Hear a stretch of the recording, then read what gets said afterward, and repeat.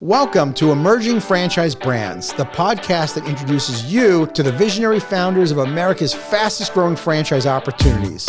We'll also hear from industry pros as they share insights on what it really takes to achieve the elusive milestone of 100 plus locations.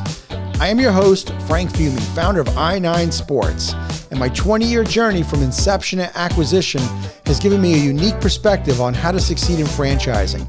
Join me as we welcome today's guest. Well, hello, everyone, and welcome to Emerging Franchise Brands. I have a very special guest on today's show. I have the CEO of the iFranchise Group, the author of Franchise Your Business, and a dear friend of mine, Mark Siebert. Mark, welcome to the show. Well, thanks a lot, Frank. It's great being here. It's great having you, Mark. Our time together goes way back to 2001 when I first came to you and said I wanted to franchise my concept. To give a little bit of color and background, you founded the iFranchise Group, right, back in the late 90s? 1998, that's right. And you have franchised several hundred companies. What are some of the most notable, just for the audience to get a kind of a flair for what you've done in your background? Kind of give us a sense of who are some of the bigger names that you guys franchised? Well, the biggest name, of course, is S1E9 Sports. Besides that, companies like Massage Envy is a client of ours. Nothing But Cakes is a client of ours. Which is a client of ours. Fuzzy's Tacos is a client of ours. Dating back many years ago, I did the original work on Buffalo Wild Wings to put together their franchise program. My partner's the former president of Annie Ann's Pretzels, and he did all their strategic planning work. So a number of big names that are out there, that we've worked on. It's a pretty long list. It is a long list. So let's go down memory lane here for a second, just to give. I want to give the audience a little bit of background. So without naming names, I came to you in 2001. I had this idea for this franchise. I had been running my adult men's softball league in New York. I had been running flag football for kids in Tampa Bay. And I had this idea, like, I've got to try to expand my company as fast as I can before anybody else gets to do it. And I definitely had limited capital, but I knew that I needed some speed in growing my concept. And when I came to you in 2001 and shared with you sort of my company and what I wanted to do, give me, if you could remember, go back in time, I want you to kind of share what your thoughts were in terms of, like, when you talk to a company on, are they right to franchise? Because it's not just a personal decision, but you kind of go through a criteria on whether you think they should franchise. And let's talk a little bit about that. Yeah. So when we meet with a new client, our process is pretty much always going to be largely similar. The first thing we want to do is make sure that they have a business that is franchisable, if that's actually a word, a business that will work both for the franchisor and for the franchisee and for the consumer. So that's the first step. Then we want to find out whether or not franchising is the right strategy for the business owner, because just because it's a franchisable business doesn't necessarily mean that it is a business that should be franchised. It may be that for a variety of reasons, franchising is not the right strategy. And that's when we start thinking about, that's when we start talking about processes, if it sort of meets those first two hurdles. And now when I going back to when you and I first met, I didn't have really systems and processes on how to teach somebody how to run the franchise itself. I had systems and processes on how to run the business as my own league. How does that differ? Because I think that's probably one of the issues that most new franchisors make, is they know how to run their business. They don't know how to help train and support and teach people how to run the business that they're franchising. Yeah, it's a very interesting point, because I think every successful business has good systems.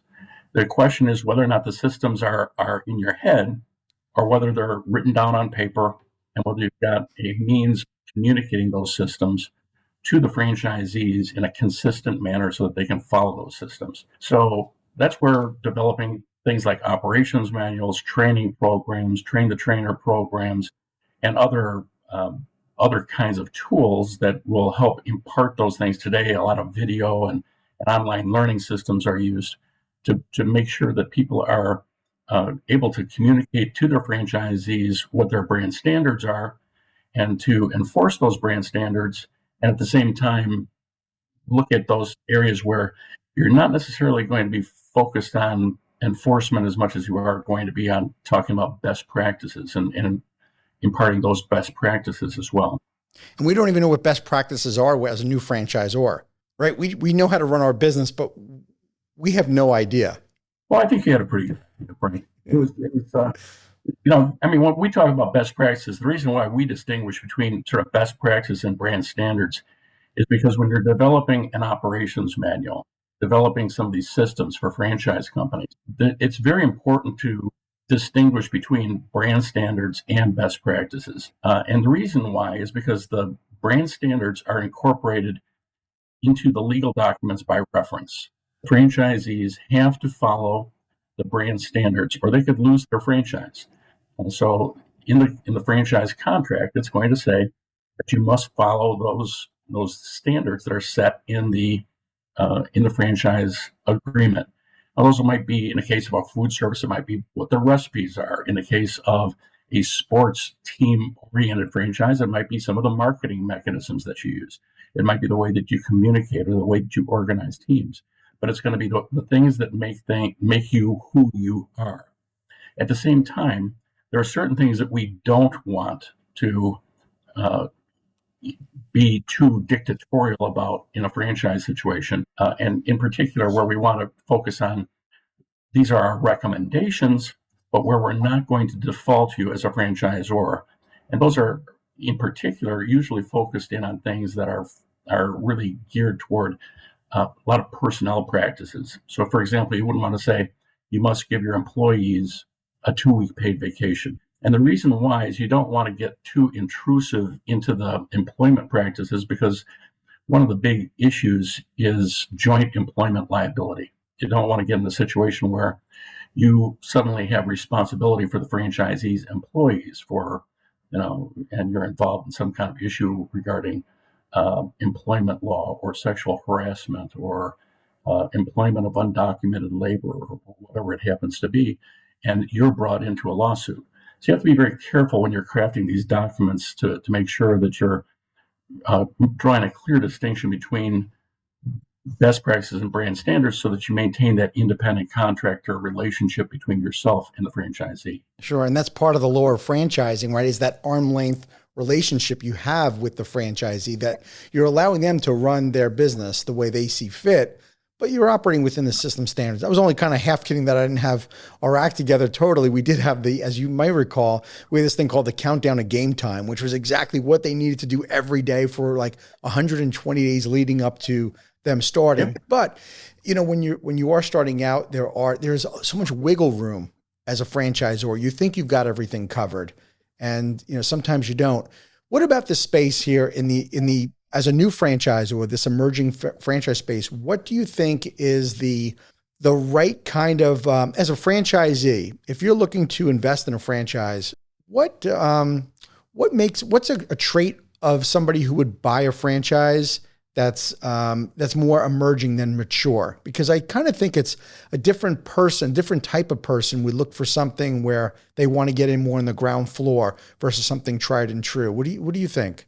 Well, I think you're absolutely right. There have been some studies on this, and they found that about 40% of the buyers that are out there are looking for a brand name. They want something, that's the McDonald's or the Subway or that has a name recognition value. But that leaves another 60% that either are indifferent to the brand name or are looking for that brand new concept. And if you think about it, you take a look at almost any market that's out there, and you'll see that there are a number of sort of new concepts that keep on popping up year after year. 1 year it's the 1,000-degree pizza that's made to order with the fast broiled kind of pizza concept, and the next it's something else. But people are always the early adopters in there, and I think that part of what that is people have varying different degrees of risk tolerance and various different expectations for return on investment. I actually wrote a different book on how to pick franchisees and called the Franchisee Handbook.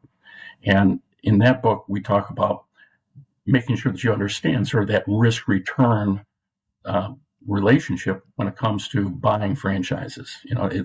If you are buying something that's a little bit newer, you might expect a little bit higher rate of return, whereas you're buying something that's more well established, perhaps you're going to get a little bit lower return because you're not the first one in anymore. Sure. And also, I would say that people sometimes overlook, I think new franchisees might overlook the value of the leadership team that they're investing in, right? Because if you're a franchisee of a newer concept, you're probably going to be a little bit more involved, have that hands-on, or really have that personal relationship with the leadership team. So you're really buying into more than the concept. You're buying into the people. You're absolutely right. Well, I think that's true in any franchise, whether it's a newer franchise or an established franchise. And newer franchises, they will get a seat at the table much more so than an established franchisor. But you're always buying into the people. That's one of the big things you're selling as a franchisor. Yeah. So I want to transition to the one of the big challenges in franchising, and that is these franchisors trying to get to the elusive 100 units. There's a stat out there, I don't know how accurate it is, 84% of all franchisors don't get to 100 locations. I don't know if that's true or not, but even if it's not true, it's a high number. What do you think are some of the primary reasons why most franchisors just never get to 100 locations? Execution. It's primarily execution. There are sometimes it's the concept, and we do a pretty good job of screening concepts at the iFranchise Group, but there are other franchisors out there that are not necessarily our clients that maybe are premature to take their concepts to the franchise world. But beyond concept, I think it's really execution. If you've got a good concept, it's really about making sure that your franchisees are successful and continuing to invest in your growth. And all too often, we see people that do one of two things. One, they don't realize they're getting into a whole new business, and so as a new franchisor, I am still so busy running my existing company that I don't invest in franchise marketing. I don't invest in getting a good franchise salesperson or a franchise sales resource that is going to be able to sell the franchise. Or I don't invest in the people that are necessary to make the franchisees successful. What I tell people is, if you make your first 10 franchisees successful, and then you're on your way to success. But if you have, if you sell 20 franchises, and this is sort of the flip side of that coin, if you sell a number of franchises early in the process to people who fail and selling them to the wrong people, probably the biggest mistake that you can make in franchising. You sell franchises to the wrong people early in the process, then regardless of how good the work is that companies like ours can do for you, regardless how good your legal documents are, regardless how well your corporate stores are doing, you're going to fail as a franchisor. Because if you've got 10 franchisees out there that are all saying what a lousy franchisee you are or franchisor you are, they're all talking about the fact that they've lost their life savings, that you have led them down the garden path, you didn't give them what they thought they deserved, they are going to ruin your reputation in the marketplace. The internet is going to make that permanent. And the best you can hope for is that you're going to not be able to sell franchises. And the worst is that you're going to get dragged into lawsuits, and you're going to have a lot of costs trying to support these guys and trying to fight off lawsuits. People invest a lot of money to get into franchising. You remember what that was like. Mm-hmm. And when that first franchisee comes along, you see somebody with a check for $35,000 and they say, I want to buy your franchise. And the first instinct is, number one, I've been validated. Number two, boy, it sure be nice to get some money back on this franchise investment I made. But what I tell people is the hardest job in franchising is also the most important one. And that's turning down that check from the person who didn't belong in your franchise system. You have to be able to say no. And if you can't say no in franchising, and you start selling franchises to people that don't fit your system and your culture and aren't going to be successful, you're going to fail as a franchisor. Yeah. Mark, I'll never forget the advice you gave me back in 2003 when I started. I've told people this many times over that you said to me, it is all about franchise unit economics. If I take care of the franchisee and they're profitable, franchise sales will figure itself out. Yet it's so hard when you first franchise. You're right. You get somebody who wants to give you that first check and you think about how you're just trying to keep the lights on. So Right. it's this dance, and you don't even know sometimes if it is the right person because you don't know what the right person looks like, but you probably know what the wrong person is like too, right? I think that's a good point. A lot of times you don't know what that right person looks like, but if the hairs on the back of your neck are sort of standing up saying, I don't know if this is a good guy or not, if you're asking those kind of questions, it's the wrong person, right? It's the one that you want to sign up as the one that you go, this one is a home run. This one is going to knock it out of the park. He or she is going to do fantastic in this business. And that's the one that you want to make sure, especially when you're first getting started, don't take chances on somebody that you've got questions about, that's undercapitalized, or that you've got concerns about their work ethic, or you've got concerns about whether or not they're a good fit culturally. Make sure that, stupid, undercapitalized, and lazy does not work. Any kind of business model. I mean, if you have a business where that does work, let me know. I've got a brother-in-law that a perfect fit for it. Wow, that's fantastic. What about, okay, what about, I'm just kidding. okay, so what about most of, many people that are listening to this are, in fact, emerging franchisors, and they're looking to get past that stage and get to becoming that mature franchise. What does it take? How do you get out of that emerging phase and become a mature concept? What are some of the criteria that you need to really get there? I guess it's sort of hard to define what a mature franchisor is, but I guess a mature franchise to me is one that runs without the founder's involvement, Okay. where you've built an organization that runs on its own, as opposed to that sort of hand-to-mouth organization where, if you don't have franchise fees for 3 months in a row, you're not making payroll. You want to get to royalty self-sufficiency. That's the number one thing. And so to get to royalty self-sufficiency, what you want to do is you want to build the organization where you're hiring people underneath the cash flow that's generated by your royalties. If you are trying to be very aggressive with your growth, the risk that you run is that you hire people, you have to hire people in advance of the need. So if you're trying to sell a bunch of franchises very quickly, you have to have people in place to do the training. You have to have people in place to do the work in terms of unit build out. You have to have people in place to do the grand openings. You have to have people in place to do the ongoing support. Those people cost money. And if all you're getting is franchise fees and you don't get these units open fast enough, you're going to find yourself needing to sell those franchises.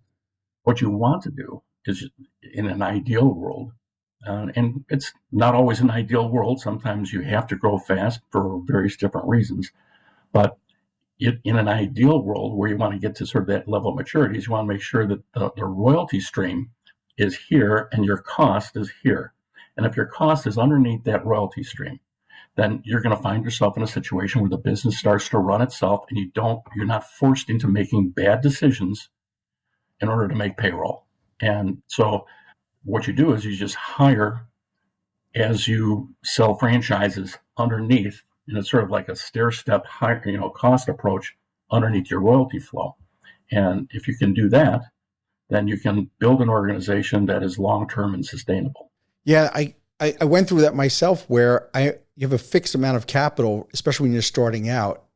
Picture it as a team, as a professional sports team with a very low budget. And I have a salary and I have my own salary cap and I'm trying to stay within the cap. So I'm trying to fill my roster and I don't want to overspend in one department without, leaving me exposed in another department. And I think, to your point, building that bench strength where you can really start develop and then building the bench strength within each department. And then you start growing organically and growing and having people internally being promoted. It's when you're starting out, you're not even thinking that. You're thinking about I've just got to fill these spots. I need somebody to sell franchises. I need somebody who's in charge of franchise training and support. You're not even thinking about the second, third, fourth person in each department.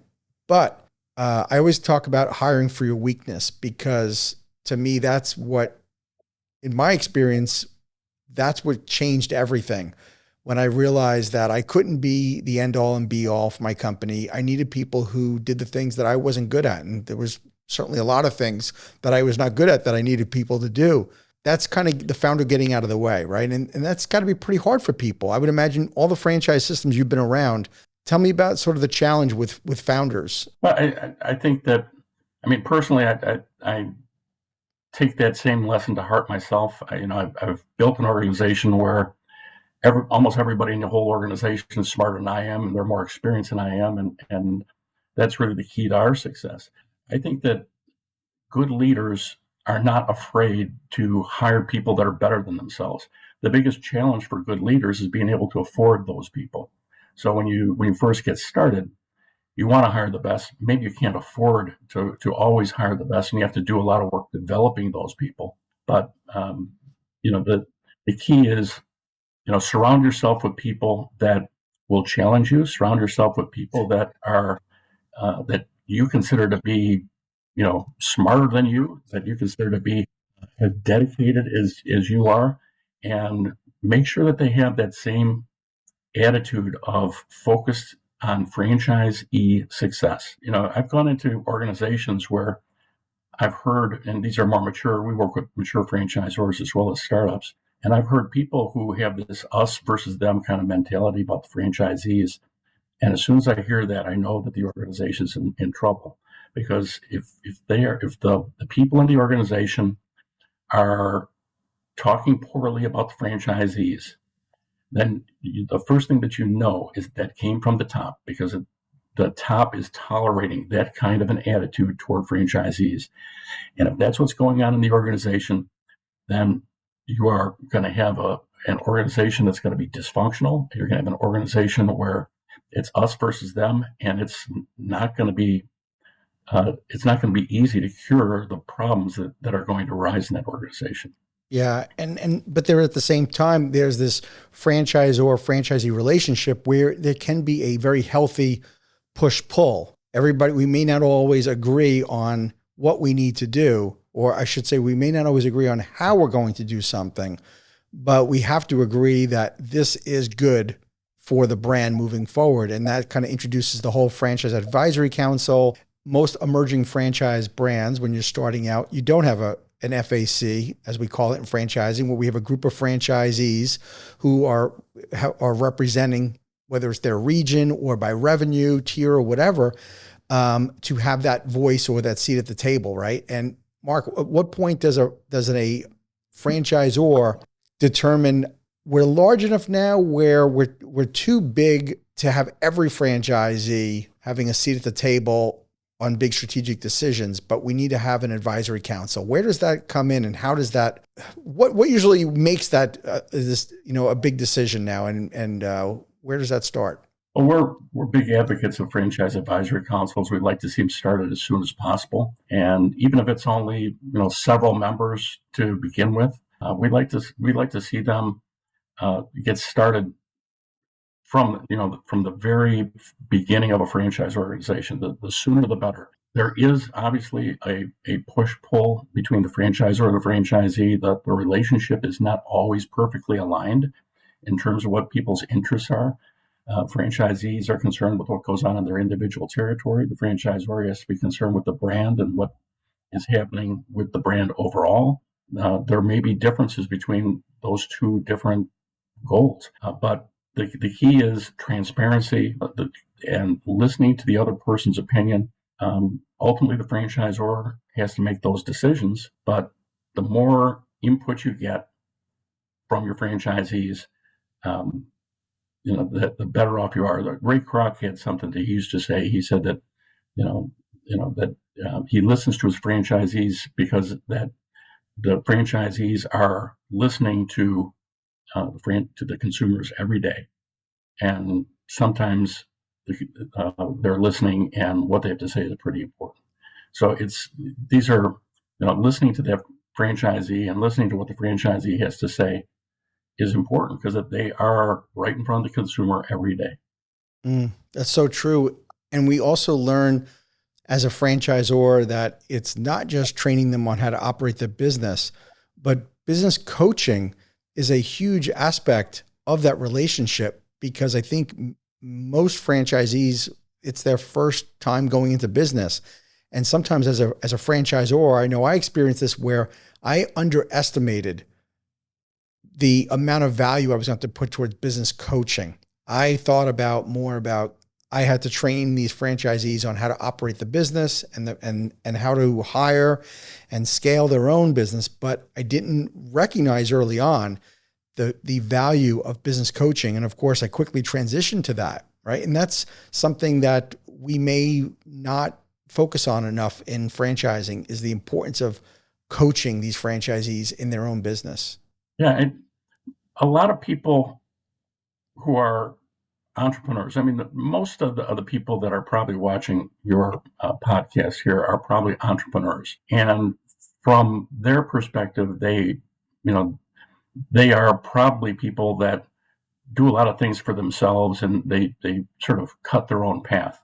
But the people who are franchisees are not like the entrepreneurs who start businesses on their own.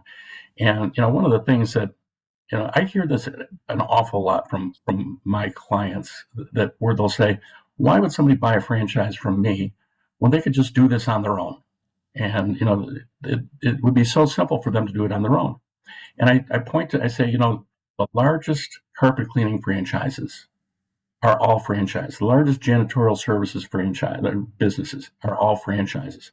The largest lawn care businesses are all franchises. You go down the lists of some, the largest maid services businesses are all franchises. You go down the list of some businesses that most people on their surface would say are relatively simple businesses, but they're all franchises. Now, why is it that people are buying into those franchises? It's because that they're not entrepreneurial. They are people that are out there looking for some sense of direction. Now, they may have some entrepreneurial spirit, and ideally they're willing to take some risks, and they're willing to invest some capital, and they're willing to make some decisions. But they got into a franchise originally because they were looking for somebody else to take the lead and somebody else to provide that direction. And that's your role as a franchisor, to take that lead, to provide that direction, and to make the continual changes to the business model that allow them to make more money and allow you to make more money. You think about your own experience with I-9 and the introduction of the uniforms and what you ended up doing with that, and how that became a profit center for them and for you in that business. It's something where you don't want to leave that to an individual franchisee to do. This is something that's got to be an initiative where the franchisor takes the lead. Sure. At the same time, sort of like the story of McDonald's, where a lot of the products, some of the most popular items came from franchisees. I give so much credit to our franchisees in my own company where they wanted to try something and we supported that, but we kind of put a framework around it. Let's test something out and let's test it out in different areas of the country. And then let's get back together as a team and making sure that it's going to be a right fit for a national rollout. And we had some winners and we had some losers, but similar to McDonald's, some of our best ideas came from an initial franchisee idea of, hey, how they wanted to introduce something. I use T-ball as an example. My background was baseball. I love baseball, but we did not start out even offering T-ball. We started out with flag football and soccer and moved on to basketball. And we had a franchisee in Atlanta who he started wanting to introduce baseball, and then he kind of backed into the youngest kids with T-ball. And we went out there. I went out there personally, and we saw what he was doing, and we kind of developed this program directly here with him, and then got a chance to do a big test.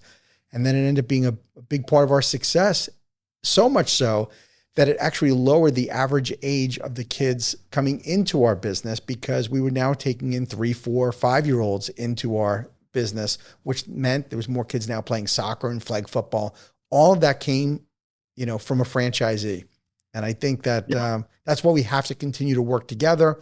It's I think it's just fascinating that you get an opportunity in franchising to work with people, franchisees that come from different walks of life. I could never have afforded the skill set and the level of of expertise as an employee that I was able to get in franchising. And I think I think that gets often overlooked on another value on why franchising your concept is so unique and it's yet so valuable. Yeah, I agree. So Mark, let's talk about how the space of franchising is changing in terms of trends. Um, what are some of the new hottest concepts? Doesn't have to be a specific company, but what are some of the trends you're seeing in franchising that's attracting buyers? We're seeing a lot of the same things we've always seen in terms of food service. Food service, it just happens to go into a different segment, right? So what, you know, gourmet hamburgers might have been the big thing before, and now people are starting to move maybe into Mediterranean. Food service continues to be hot, but we're seeing the things that are sort of newer, medical franchising. We're seeing a lot of that. One of our clients, a company called QC Kinetics, has sold, I think, 400 franchises in their first 2 years. Just absolutely staggering kind of growth. So we're just seeing a lot of interest in those. We've done a number of different things in medical, and medical is a lot more complex. So we've got sort of a specialty practice in the medical area that's headed by the guy who originally put together the franchise program for Provision, and it's been very, very successful with a number of different clients. Doctors Express, which is now American Medical, American Family Medical. So that's one area. We've seen some others we've seen people dabbling a little bit in cannabis. There's still some issues relative to that when it comes to an ability to cross state lines. Just some of the federal laws are still somewhat restrictive, but at a state by state basis, we're seeing a few things that are happening there. But anything that you see from a consumer standpoint is, that's working, is going to do well in a franchise environment. And anything that's, sort of a tired, older concept is probably not. Cool. And so at the end of the day, if you have a great concept, something that works, it's gonna sell. And so regardless of trends in the industry, it comes down to having the right product and having the right marketing and delivering to customers and providing great value. Right. Yeah. When we talk about franchisability, going back to what we were talking at the beginning of the show, we really look for three things. The first thing we look for is an ability to sell franchises. And for that, we look at, are you credible in the eyes of your potential buyer? Either because you got, a great social media following, you got long lines out the door, you've got great financial performance, you've got multiple units in operation, you've got a lot of people inquiring about a franchise. Those kind of criteria, tell us, that you are going to be able to attract prospective franchisees. The second thing we look for is the ability to duplicate the success, right? So if you're in Florida and you've got a bikini shop, are you going to be able to duplicate that in Anchorage, Alaska? Probably not. So could you do something regionally? Maybe, but it's going to depend on, on some of the, what your goals are. There are certain concepts like barbecue, for example, where it's a more regional kind of taste. And, national expansion is going to be more difficult with barbecue than it would be with hamburgers, for example. And then the third thing we look for, and really the acid test in franchising, is return on investment. So there are really two criteria there. One is how much does it cost somebody to get into the business? And the second is how much can a franchisee make after deducting a salary and after deducting a royalty. So if they deduct the salary and they deduct a royalty, then they presumably can get a return on that investment. And so that return has got to compete with other returns in the marketplace. So if they can get better returns, in the bond market or in the stock market, why would they buy your franchise? So you have to be able to give them a better return. And we're looking for at least a 15% return on whatever that investment might be and not necessarily in the first year, depending on the nature of the business. It might be in year 2 or year 3, but at least a 15% return on that initial investment. And for a multi-unit operator who's got some additional support requirements, at least a 20% return on investment. So, and we got a formula at our webpage, which is ifranchisegroup.com, where you can take a look at the criteria for franchisability. And there's a link down there that shows you how exactly to calculate it. But you can look it up and sort of apply that formula and determine if your business is ready for prime time or not. Well, that's great. And it just dawned on me that what you guys do at the iFranchise Group is sort of a microcosm to a franchisor. You have to turn people down. You have to turn people down that you don't think that you can really franchise and make them successful. It's the same thing that we would do at our level as a franchisor. And that's got to be hard to turn people down when they believe in their concept and they might even be having success themselves. I wrote my third book for the people we turned down, actually. And so the third I wrote is called The Multiplier Model. And so at iFranchise Group, we get about 400 inquiries every month from companies who want to franchise. And we end up working with maybe 10. So it's, and that's actually 10 is on the high side. It's probably closer to, half of those are probably established franchisors that are old clients. So in terms of new clients, it's probably 5 that are putting together programs. So it's a really narrow funnel. But the new book is something we send out to people who are, sort of in the process of building their business. And it really talks about developing systems and testing systems and things of that nature, because we do turn down the majority of the people that come to us. And most of those people, they see, some of the deals that some of these franchisor companies are selling for. And, the private equity guys these days, what they're paying for franchise companies is, very well. It's based on your own experience. It's a big number, and the numbers that these guys are able to achieve draws a lot of people into franchising and into that franchise world. But the fact of the matter is, you have to have a business model that's going to work for the franchisee. If it doesn't work for the franchisee, you're just asking for failure. And so that has got to be the starting point. Yeah. And it's so backwards, I would think, that you're going to start a company that you're going to franchise purposely because PE firms are paying a great multiple. That's not really a good reason why you should franchise your company. Yeah, we do see them like that. But really what it starts with, the people who are best at franchising tend to be the people who are sort of passionate about their concepts, and then they realize that they've got a demand for the business, and they take it from there. Okay, let's transition and talk about these PE firms creating these platforms. And they're not just creating platforms, right? They are where they're taking on successful entrepreneurs with franchises that are well established. They're starting to create platforms out of thin air, and they're starting to bring companies in under these in the portfolio that are relatively new or brand new. What are some of your thoughts on that? Well, I've got a lot of thoughts on that. My thought, I guess, the first thought is from the PE person's or PE firm's point of view. It makes a lot of sense to do something like this, because in a franchise company, the functional organization does the same thing over and over again, regardless of the franchise that's being sold and regardless of the franchise that's being serviced. And if the business model is similar from franchisor to franchisor, it makes it even more easy to do that. So this is a concept. It's been going on for a lot of years.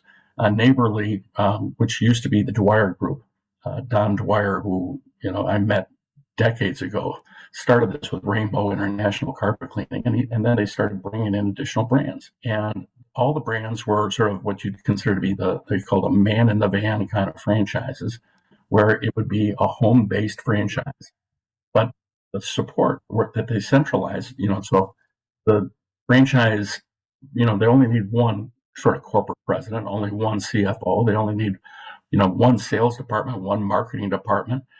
The support services could be, a lot of the support could be centralized. And, so by doing that, you're able to drive down the overhead, and it makes it that much easier. And this has been expanded now into a lot of different industries. It's not necessarily just man in the van. As you know, your company is now part of one of these platforms, or your old company is part of one of these platforms.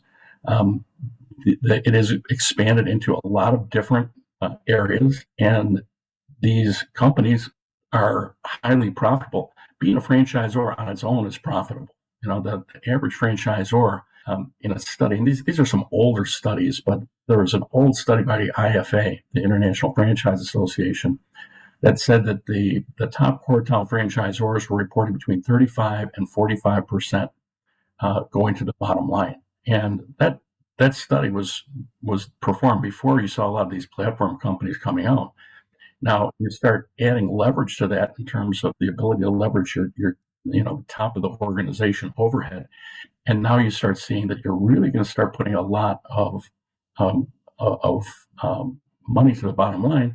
And if you can really leverage that growth at the same time, that makes it all the more attractive to these private equity firms.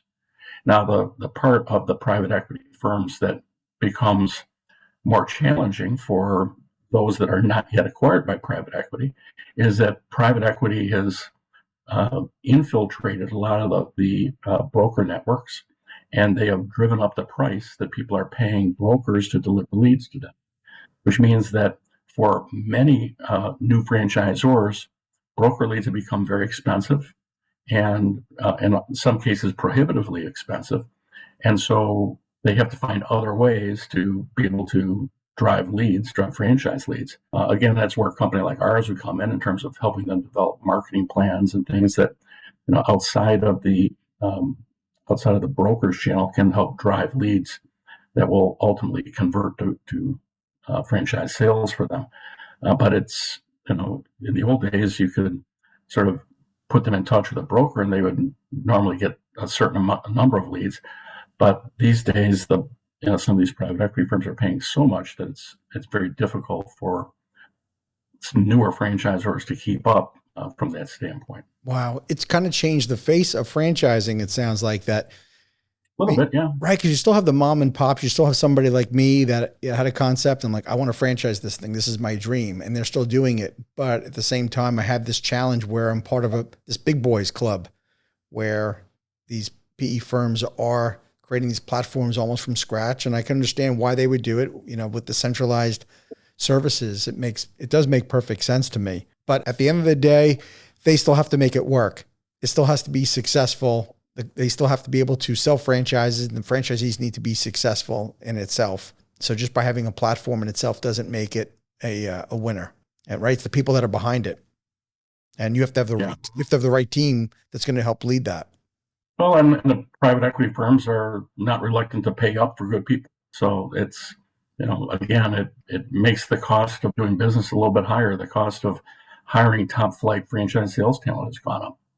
And part of the reason for that is the higher revenue generated by brokers, which is draining off some of the franchise sales guys, and the higher salaries that are being paid to franchise sales guys. So it makes it a little bit harder for people to do that. It means you could spend more time, and more of my clients are sort of training their own. We train people how to sell franchises, and it's an important skill to have if you can't afford to pay the kind of salaries that some of these franchise sales guys are commanding these days.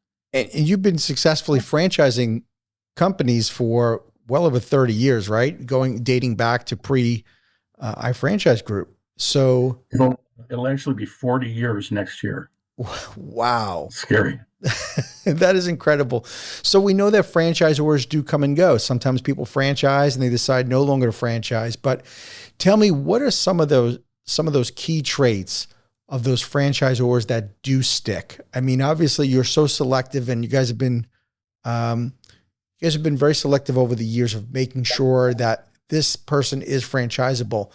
But why do what is the difference between a franchisor that is able to get out of their own way and they start growing versus those that say, you know what, I don't want to franchise anymore? Because that does happen in our industry quite a bit. Yeah, well, the reasons why companies stop franchising are fairly varied. Sometimes people stop franchising because they want to start, people get into franchising in the first place for three reasons. Okay. They want to grow faster, and by leveraging the efforts of the franchisees, they can do that. They want to have highly motivated management, and the franchisees are going to be highly motivated, and especially these days where it's hard to find managers that are going to stick around, franchisees will. And they want to leverage the capital that's brought to the table by franchisees. But once you get bigger as a franchisor, you can find yourself in a situation where you got a lot of capital and nowhere to deploy it. So you might decide you want to start buying back some of your locations, because on a per unit basis, where you were getting 6% of the royalties, they're 6% off the top of a unit's performance before, now instead of getting 6%, you can get the entire bottom line performance of each one of the units that you buy. And that's an efficient way, in some cases, of deploying your capital. So there's a lot of reasons why companies will buy back their units. I think the more salient question in some respects, Frank, is why do companies fail at franchising? One of our old clients is Blockbuster Video, right? So Blockbuster Video had 6,000 franchisees. Today, they, I think, still have one left. I think it's in Oregon, and that's it. So I don't think they're paying royalties anymore, but I don't know that for a fact. But that's a concept issue, right? The concept changed. It isn't, what it used to be. And that's not a failure of franchising, but that's a concept problem, right? And, if you look at some of the old, there's studies that have been done where they talk about the top publicly traded companies from 1920s and how many of them are still around. And it's like 5% or 10%. It's a pretty small number. Companies have to evolve, and not everybody does. And then the second thing is capital, right? So some companies get into franchising, they don't have enough capital to do it. But the thing that I would say is the overriding factor in terms of the success of franchisees, and we're sort of making full circle here, is people. It's management. It's how good is your team, and how strong is your management and your ability to manage the company.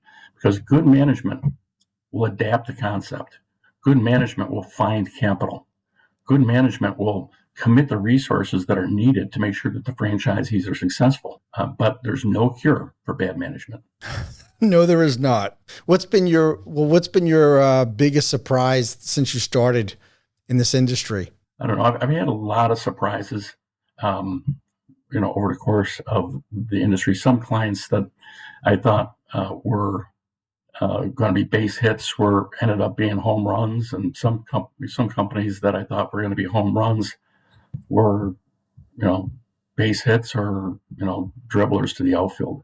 So it's sometimes hard to make a judgment about the quality of management, when you're upfront and meeting with companies. And again, management has so much to do with the success or failure of concepts that are out there.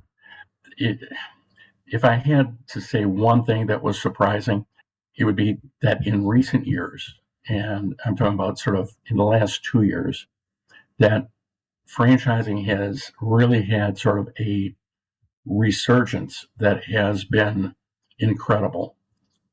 If you had asked me in the middle of COVID, when COVID first hit, what the future of franchising was, pretty much, when COVID first hit, pretty much every one of my clients called me up and said, I can't go forward with this right now. And we sat there, and my partner and I turned to each other and we said, I wonder how long we can keep the doors open. And literally, because nobody wanted a franchise. 3 months later, we were starting to have record months. And one of the things that was interesting was that for a whole decade prior to the time that COVID was around, the close rate in franchising, the average close rate hovered right around 2%. 2%, 2.1, 1.8. It was the whole decade prior kept on coming in right around that number.